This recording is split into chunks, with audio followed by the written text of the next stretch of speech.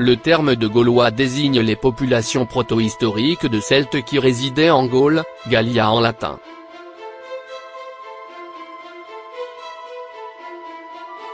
Contrairement aux idées reçues, l'armée gauloise est particulièrement bien structurée. Bien que l'individu soit au centre, des unités peuvent être créées permettant ainsi de monter des stratégies élaborées et complexes. Il y a 3 types de combattants. L'infanterie légère. Essentiellement composée de combattants occasionnels et de débutants, elle représente environ 80% des effectifs. Leur rôle est de surtout faire du bruit. Placés à l'arrière, leur intervention est un dernier recours. Ces hommes armés essentiellement de lances, de javelines ou de frondes sont surtout des paysans.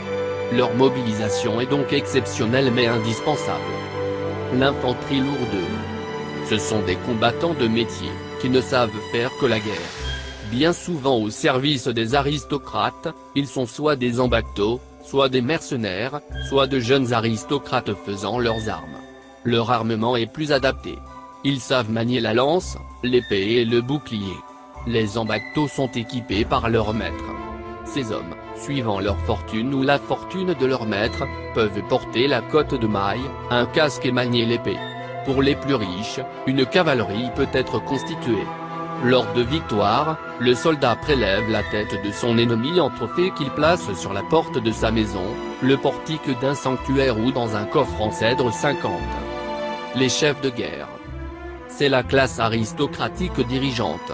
Ils savent parfaitement manier toutes les armes, du javelot à l'épée en passant par le bouclier et la dague. Généralement cavaliers, surtout durant la guerre des Gaules, ils sont en première ligne. Ils commandent aux hommes durant le tumultu gallicu tumulte gaulois, levé en masse d'urgence, et sont considérés comme des demi-dieux par les hommes. Ils possèdent toute la panoplie du guerrier, casque, cotte de maille, épée.